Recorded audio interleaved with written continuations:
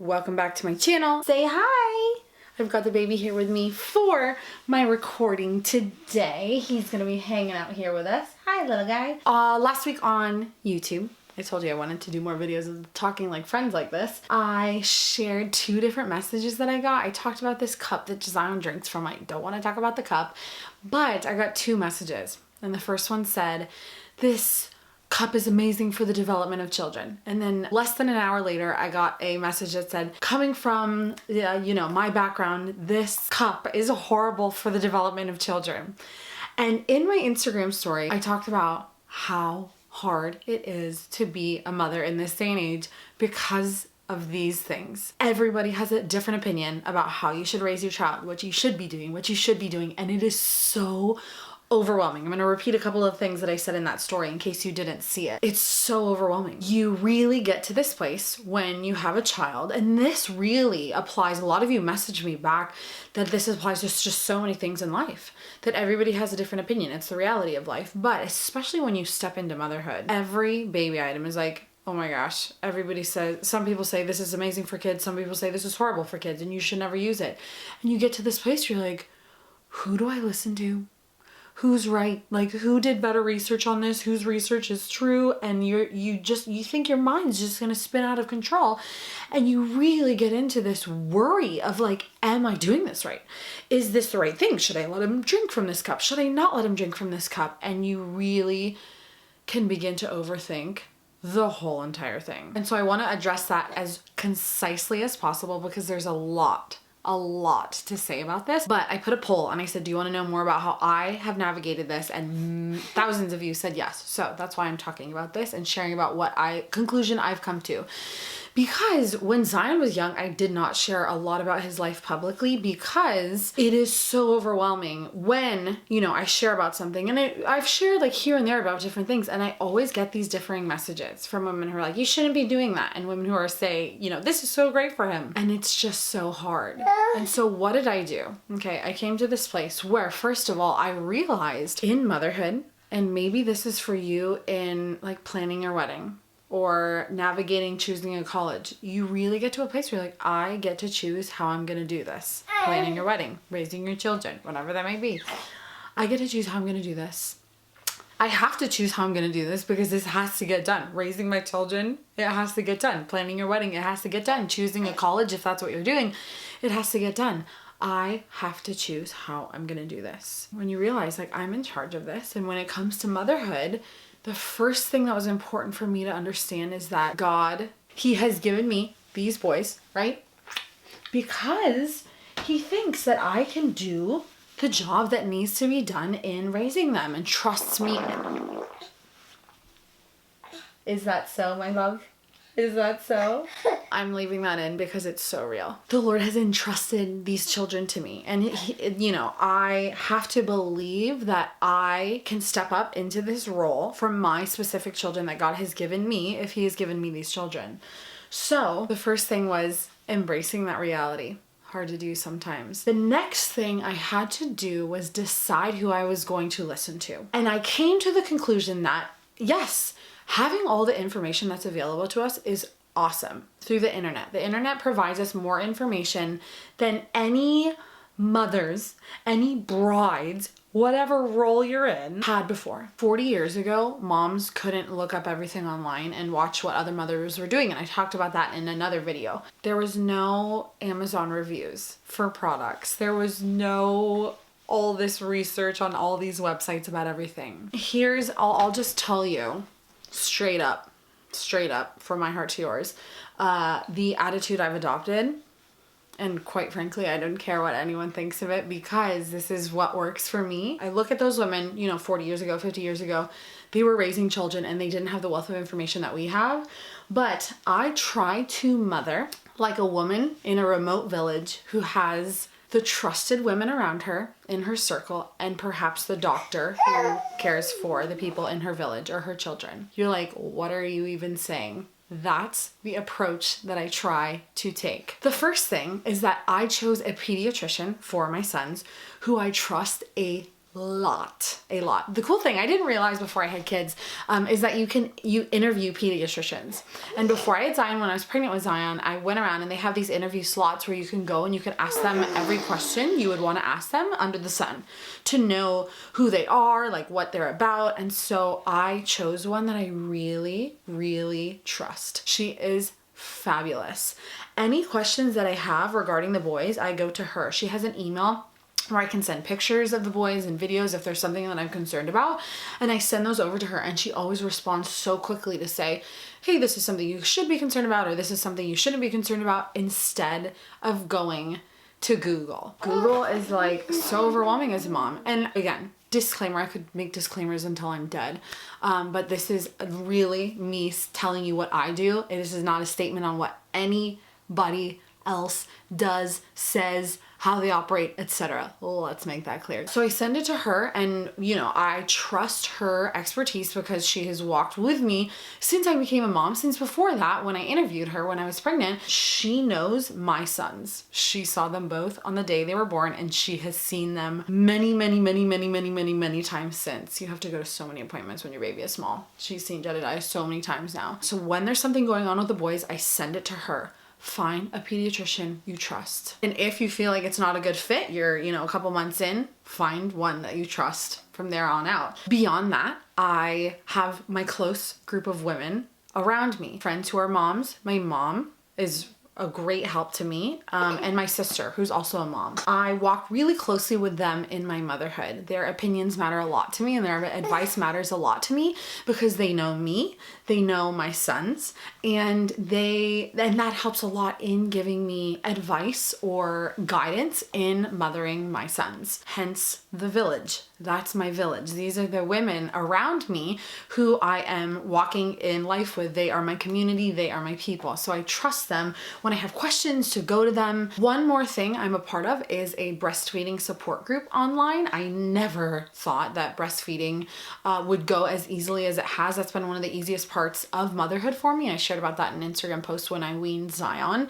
There's been parts that are much more difficult that other people say are easy. It's different for every mom, but I'm part of a breastfeeding support group online that I joined, and I watched for a long time to see like what kind of group is this, what kind of advice are they offering, what kind of guidance are they offering, and I found it to be really solid, and the advice women giving with love and compassion, and a lot of it was not saying this is what you should be doing or this is what you should be doing, but this is my experience. Women sharing their experiences. This is what I went through with my baby, and this is what I found to be helpful, and I really liked that approach. That support group has been amazing. When I've had questions, I've asked these women and have found very helpful answers. But again, for a while, I watched to see what is this like? What kind of advice are they offering? So that's how I carry that out in my life. Yes, the internet makes it so that my whole remote village thing isn't necessarily the truth of what I'm living. But like I said, I do my very best to live in that way. To have these people, these select people that I trust, and ask their opinions when I need help and advice. And yes, I understand that some people might think that's crazy. Like, why would you try to mother like a woman in a remote village if you have this wealth of information for you? I've just found that to work the best for me. There are two things that I have found this to be helpful for. The first is me having C-sections. I have had so many people comment, I'm open about the fact that I have C-sections because I had to with Zion. So many people say, you can't have more than three C-sections. Like, what are you going to do? It's not advised, it's not recommended. And I trust my doctor who performs those surgeries on me to tell me how many C-sections I can or cannot have, right? I could research until I'm blue in the face about how many C-sections I should have, like what's recommended, this or that. I will find every opinion under the sun. The person who knows my body is my doctor. The person who has seen literally the inside of my body, who has taken out all of my organs to take my babies out and put them back in, I trust him. He knows my body. He knows what's going on with my body. He knows how my scars have healed. My uterine scars and my scars outside of my body have healed. And so I don't spend hours looking online like, what should I do? What's the best? because my doctor knows my body. He has walked with me. And so when he says, this is what I recommend for you, or this is what I really believe that you should do, I take it to prayer. Prayer is a huge part of this whole thing. And I trust his knowledge, his opinion, his expertise, because he has walked with me every step of the way. The other thing that I could have researched to death was when Jet got his lip and tongue tie revised. So for those of you who don't know, sometimes your tongue underneath can be too attached and your lip up above can be too attached, and it can make nursing really, really challenging. On the day he was born, the pediatrician said he has ties. I don't know how severely they will impact his feeding. We'll just have to watch it. I did not like dive into Google and say like, oh my gosh, like, okay, I need to research this.